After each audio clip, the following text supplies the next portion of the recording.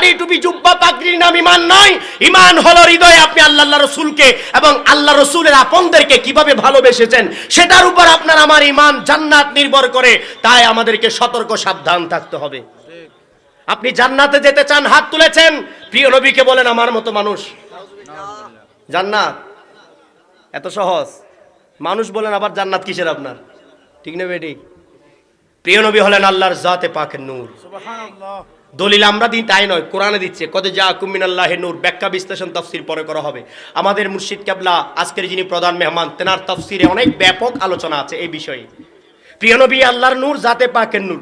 এটার আলোচনা শুধুমাত্র আমাদের থেকে শুনবেন তা কিন্তু নয়। আমি একটু আগে বলেছি কওমিদের কথা। এই কওমি তাদের বড় বড় আলেম, তাদের মধ্যে একজন হলো আশরাফ আলী থানভী। তার নাম কি? নাম মুখস্থ রাখেন, আশরাফ আলী। সে উর্দু ভাষায় একটা কিতাব লিখেছে, তার নাম হলো নাসরুত্তিব। আমার কাছে সেই বইটা আছে, আমার ভাইয়ের কাছেও বইটা আছে, নাসরুত্তিব। এই নাসরুত্তিব কিতাবের মধ্যে তিনি হাদিসের নোট এনেছেন, বিভিন্ন হাদিসের রেফারেন্স এনে তিনিও বলেছেন যে প্রিয় নবী আল্লাহর নূর, জাতে পাকের নূর। তারাও কিন্তু বলেছেন মিনাল্লাহে নূর মানে আল্লাহর নূর। মিনাল্লাহে নূর, আল্লাহ মিনার রহমান বলে নাই, মিনার রহিম বলে নাই, মিনাল করিম বলে নাই, তাই সিফাতি নূর বলার কোনো সুযোগ নাই। আল্লাহ বলেছেন মিনাল্লাহ, জাতি নাম। অতএব আল্লাহর নবী হলেন আল্লাহর জাতে পাকের নূর। সেজন্য তাদের কিতাব থেকে বললাম, যারা অস্বীকার করে, যদি আপনারা কিতাবে না পান আমাদেরকে বলবেন। তাহলে আপনাদের ইমামরা লিখেছেন কিন্তু আপনারা মানেন না, ঝগড়া ফাসাদ লাগান, কেন হবে?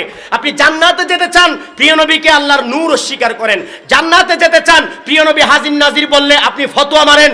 আরে মেরাজ শরীফ পুরাটাই হাজির নাজির। শুধু আমাদের নবী রাসূল নন, আমাদের নবী নন শুধু, সকল নবী রাসূল হাজির নাজির। যেটা আমি বলতেছিলাম, সকল নবী রাসূল একত্রিত হয়েছে নামাজ পড়ার জন্য।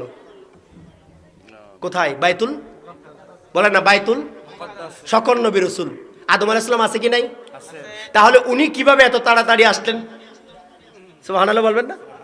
নামাজ পড়লেন 2 রাকাত। নামাজ পড়ার পরে প্রিয় নবী প্রথম আসমানে যাচ্ছেন, জিবরিল আলাইহিস সালাম সাথী। প্রথম আসমানে যাচ্ছেন, যাওয়ার সাথে সাথে সেখানে উপস্থিত দেখলেন হযরত আদম আলাইহিস সালামকে। বুখারী শরীফের হাদিস, বানানো কাহিনী নয়, বুখারী শরীফের, মুসলিম শরীফের হাদিস। প্রথম আসমানে গিয়ে আদম আলাইহিস সালামকে দেখলেন। এখন আপনাদের কাছে আমি প্রশ্ন রাখতে চাই, একটু আগে যিনি বাইতুল মুকাদ্দাসে প্রিয় নবীর পেছনে নামাজ পড়েছেন, আবার সেই আদম আলাইহিস সালাম প্রথম আসমানে গিয়ে উপস্থিত হয়ে গেলেন। তাহলে শুধু আমাদের নবী নন, আল্লাহর সকল নবী রাসূল সময়ের ঊর্ধ্বে, তারাও যেখানে ইচ্ছা সেখানে যেতে পারেন, এই ক্ষমতা আল্লাহ দিয়েছেন। প্রিয় উপস্থিতি, সকল নবী রাসূল, শুধু আমাদের নবী নন, আল্লাহর সকল নবী রাসূলই হলো যেখানে ইচ্ছা সেখানে যেতে পারেন, হাজির নাজির। সেটা মেরাজ শরীফ প্রমাণ করেছে। সুবহানাল্লাহ বলেন না? প্রথম আসমানে গেলেন হযরত আদম আলাইহিস সালাম, দ্বিতীয় আসমানে, তৃতীয়, চতুর্থ, পঞ্চম, ষষ্ঠ, সপ্তম আসমান, এভাবে সকল আসমানে এক একজন নবী রাসূল প্রিয় নবীকে আহলান সাহলান মারহাবা মারহাবা জানিয়েছেন। এই রজব মাস 26 তারিখ দিবাগত রাত মেরাজ শরীফের রাত, ঠিক কিনা? আপনারা কি সবাই জানেন? সবে মেরাজ কত তারিখ? 26 রজব দিবাগত রাত, 27 রাত। এই রাতকে কি বলা হয়?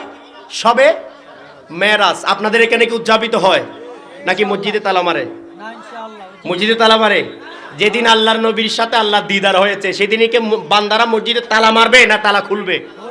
আচ্ছা, এই দিনে বাইতুল মুকাদ্দাসের তালা মারলো না খুললো? জোরে বলেন না, তালা মারলো না খুললো?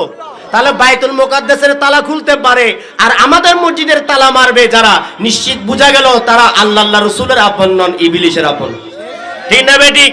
তাদের সাথে আমাদের কোনো সম্পর্ক নাই। বলছিলাম প্রিয় নবী আল্লাহকে দেখতে চাই নাই, কিন্তু আল্লাহ বলেন আমি আমার হাবিবকে দেখা দিতে চাই।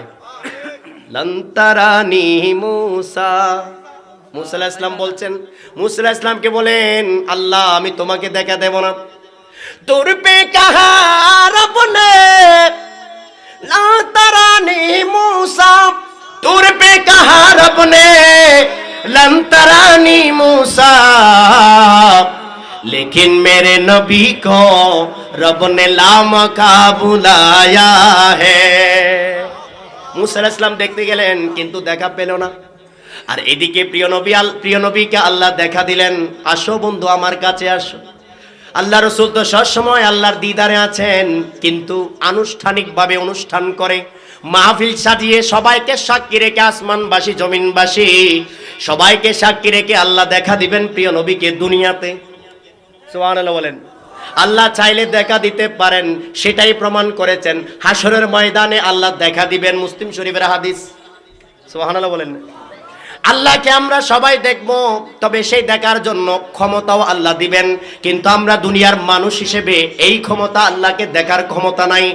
যেখানে হযরত মূসা আলাইহিস সালাম আল্লাহকে দেখতে পারে নাই, সেখানে আমরা কিভাবে আল্লাহকে দেখতে পারি? ঠিক না বেঠিক?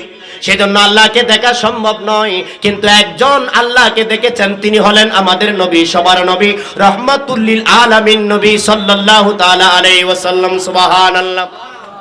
আল্লাহ পাক রব্বুল আলামিন সফর করার পরে সিদরাতুল মুনতাহায় প্রিয় নবী পৌঁছলেন। এরপরে জিবরিল আলাইহিস সালাম থেমে গেলেন। ইয়া রাসূলুল্লাহ, ইয়া হাবিবাল্লাহ, আমি তো আর উপরের দিকে যেতে পারবো না। ইয়া রাসূলুল্লাহ, আমি আর উপরের দিকে যেতে পারবো না। আল্লাহ রাসূল বলেন, কেন? তুমি তো নূর, কেন উপরের দিকে যেতে পারবো না? তখন বলেন, ইয়া রাসূলুল্লাহ, আমি নূর হলো, আমি তো আপনার নূর, সরাসরি আল্লাহর নূর নয়। সুবহানাল্লাহ বলেন। ফেরেশতারা আল্লাহর নূর, কিন্তু সরাসরি নয়, প্রিয় নবীর মাধ্যমে নূর। আর আল্লাহর প্রিয় নবী হলেন সরাসরি নূর। জিবরিল আলাইহিস সালাম যায় নাই, কেউ যেতে পারে নাই সিদরাতুল মুনতাহা, ক্রস করতে পারে নাই, একমাত্র আমাদের নবী গিয়েছেন। তাই আমাদের নবী প্রমাণ করেছেন নবী কোনো মানুষ নয়। সুবহানাল্লাহ বলেন না? প্রিয় নবীকে যারা মানুষ বলে, সাবধান, যারা প্রিয় নবীকে মানুষ হিসেবে ঈমান রাখে তাদের ঈমান নাই, যারা মানুষ হিসেবে বিশ্বাস করবে তাদের ঈমান নাই। প্রিয় নবীকে সর্বশ্রেষ্ঠ মানুষ, মহামানব কিন্তু আবু জেহেলও বলেছে। আবু জেহেল বললাম একটু আগে, আলামিন বলেছে, আর সাদিকুল মাসদুক বলেছে। এরপরও আবু জেহেলকে ঈমানদার বলা হয় না। প্রিয় নবীকে মহামানব মানার নাম ঈমান নয়, প্রিয় নবীকে মহানূর মানার নাম ঈমান। সুবহানাল্লাহ। প্রিয় নবীকে আল্লাহর নূর মানার নাম ঈমান, প্রিয় নবীকে আল্লাহর বন্ধন মানার নাম ঈমান, প্রিয় নবীকে আল্লাহর সংযোগ মানার নাম ঈমান। যে প্রিয় নবীর পক্ষে যায় সে আল্লাহর পক্ষে যায়, এটার নাম হলো ঈমান। আল্লাহর কোরআন বলে, মাইয়ুতি'ir রাসূলা ফাকাদ আতা আল্লাহ, আমার নবীর পক্ষে যে যাবে সে আমি আল্লাহর পক্ষে চলে আসলো। আওয়াজ দিয়ে বলুন সুবহানাল্লাহ। কোরআন শরীফ থেকে বলছিলাম। তাহলে আল্লাহ পাক রব্বুল আলামিনের সাথে দিদার হলো, কতটুকুন গেলেন প্রিয় নবী? আল্লাহর কোরআন সূরা নজমের মধ্যে বলেন, ফাকানা কাবা কাউসাইনি আও আদনা। সুবহানাল্লাহ বলেন। এটা আমার কথা নয়, সূরা আন-নজম থেকে বলছি। ফাকানা কাবা কাউসাইনি আও আদনা, আল্লাহর প্রিয় নবী দুই ধনুকের চেয়ে আরো নিকটে পৌঁছলেন। এরপরে আল্লাহ বললেন, আও আদনা, দুই ধনুক নয়, আরো নিকটে নয়। আও আদনা বলতে যেটা বোঝায় সেটার কোনো দূরত্ব নাই। মুফাসসিরগণ বলেছেন, আও আদনা মানে আল্লাহ রাসূলের মাঝে কোনো দূরত্ব নাই। আল্লাহর নবী আল্লাহ নন, কিন্তু আল্লাহ থেকে জুদা নন, আল্লাহ থেকে আলাদা নন। এটা কিভাবে সেটা আল্লাহ রাসূল ভালো জানেন, কিন্তু আমরা মুমিন হিসেবে বিশ্বাস রাখতে হবে আল্লাহর নূর হলেন আল্লাহর প্রিয় নবী, যা মেরাজ শরীফ প্রমাণ করেছে। সুবহানাল্লাহ। ঠিক না বেঠিক? মেরাজ শরীফ সেটা প্রমাণ করেছে।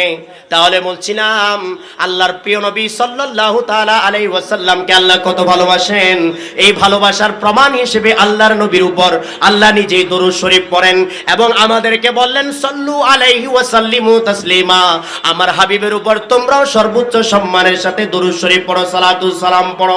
এই সর্বোচ্চ সম্মান বলতে কিয়ামকে বোঝায়। আমরা নামাজ পড়ি তিন ধরনের। এক ধরনের নামাজ হলো দাঁড়িয়ে নামাজ পড়া, আরেক ধরনের নামাজ হলো বসে নামাজ পড়া, আরেক ধরনের নামাজ হলো শুয়ে শুয়ে নামাজ পড়া। কয়টা ধরন? আরো জোরে বলেন, কয়টা ধরন? তিনটা ধরন। এখন আপনাদেরকে আমি বলতে চাই, আল্লাহর কাছে সবচেয়ে সম্মানী নামাজ কোন ধরনের? বলেন কোন ধরনের? কারো যদি শক্তি থাকে, সে যদি বসে বসে নামাজ পড়ে, আল্লাহ সেই নামাজটা কবুল করবে না। ঠিক না বেঠিক? শক্তি আছে, অবহেলা করে নামাজ পড়লো না, হবে না। তাই দাঁড়িয়ে দাঁড়িয়ে নামাজ পড়াটা, কিয়াম করাটা হলো ফরজ। নামাজের মধ্যে সর্বপ্রথম ধরন হলো কিয়াম করা, দাঁড়ানো। ঠিক না বেঠিক?